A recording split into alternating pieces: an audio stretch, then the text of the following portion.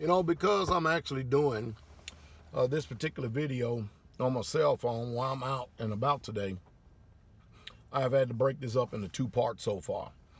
But, we get to the point today in this world and in this society where the thoughts of men, like the book says, is only evil continually. And what they think is evil, they communicate it because in their heart and in their mind it's evil. And a lot of things that they consider to be evil is not evil. And so what's happening today is that people have these projected thoughts, these thoughts that come into their mind, which is nothing but demonic spirits. And then they communicate them. And what is happening is that actually evil is trying to stave off good. All right. Older men, younger women, or younger women, older men. It's amazing. It's obvious y'all know I have what I consider to be a youngest child, a consenting youngest child, a very intelligent and beautiful youngest child. And it's amazing because the Bible says when a man ways please Yah, he will give him the desires of his heart. Now, you all know just as well as I do is that we all truly don't know our own true desires. Yah is the only one that knows our desires. And when I obtained my new Yeshaya, it was because I had a witness and a knowing dropped in my spirit. And you know what's even remarkable about that is that she had already had a witness in her spirit without us even communicating. Try that on for size. So the Most High put it together. All right. What this world tries to do is try to stave off the blessing of the Most High. All right. Let me give you another example. Now, she has a mother that's somewhere along my age or a little bit older, maybe a few months older. And of course, she totally disagrees. She totally resents the fact and can't stand that her daughter is married to an older man, especially a man around her mother's age. And of course, what is she? She's single, she's miserable, and alone. And because with the way that she is and the way she runs her mouth, no man is going to put up with that. And no man wants that. Now, let's contrast that with today. Because I'm older and I'm experienced and I know how to be married, a lot of the drama that younger women would experience in life, my newest child doesn't have to experience it. Neither do I have to go through the painstaking task of a bunch of that young foolishness and foolery that goes on. And it's bad shame. It's a bad shame. And it's a bad rap if you're in your late 30s, 40s, and 50s, and you are saddled up with your Ishaya, your consort, your companion, and you still fighting the way young people do in their youth. That is a serious character flaw, and it's a serious waste of time. Y'all got some problems. But I learned that, and then, of course, I've been lately moving. We got two youngest shizes up here to the community, and I just got wind today that one of them mother has said, well, they're going to try to marry you to PastorDowell. I said, that's something. First of all, let me address this right here. Number one, I'm this the type of man I am. If you're going to tell me that I can't do something, or if you're against what I can do, and it's lawful and it's legal, it's right. And when I mean legal, I'm talking about legal. I'm talking about in the lawful. Let me just use lawful in the scripture. And I'm the type of man, I don't give a damn about what the world thinks, because the world ain't never gave me nothing. The world ain't done nothing for me. The world has had nothing but a sorrow to my heart. And I really don't care about people who have dissenting opinions and point of view, who are contrary to the word and don't even keep his commandments anyway. So the best way that people can do today is don't force me and don't push me by telling me I can't do something, because I will do the direct opposite. Now, with that said, if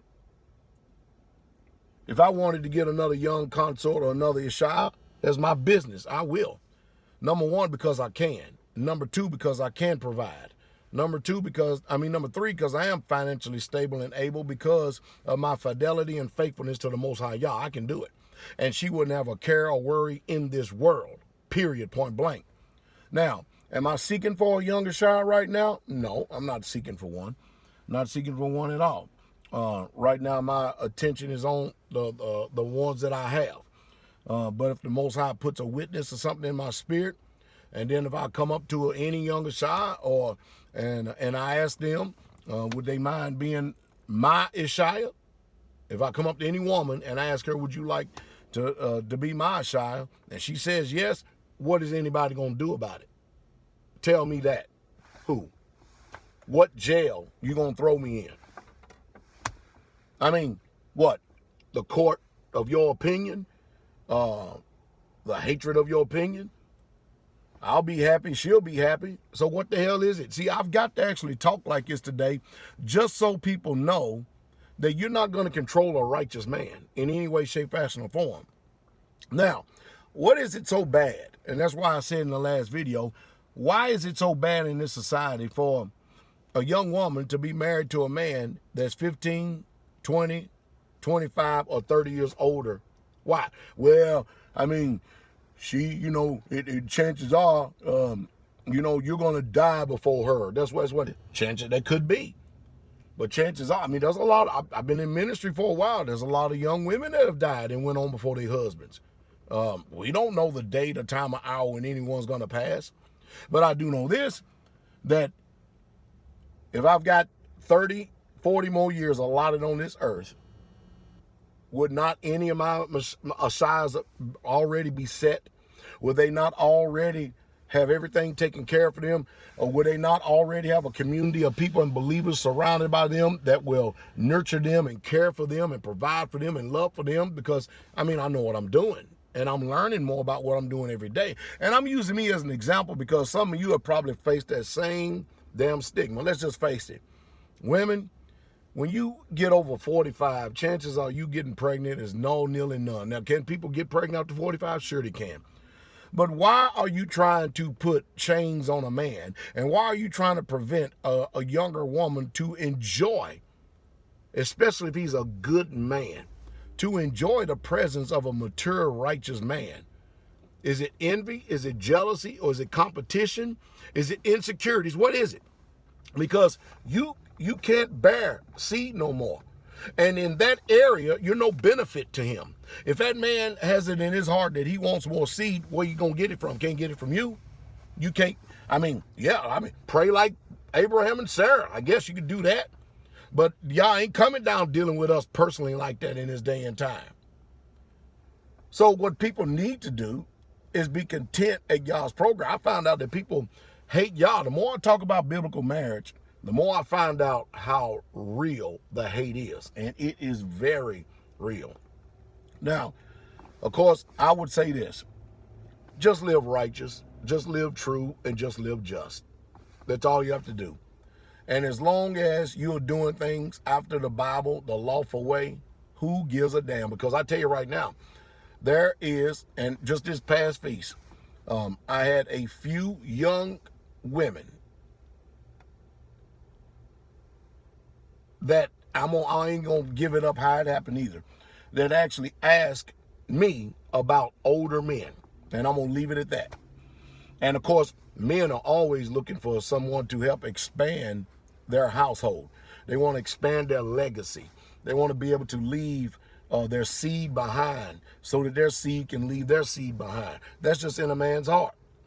But to sit up here and be my age and amass wives or Ishaiahs my age, that is just not conducive for this day and hour at all. I mean, the only thing you can do is provide sex for a sexually frustrated generation. That's all you can really do, because what about someone like me being able to rear children and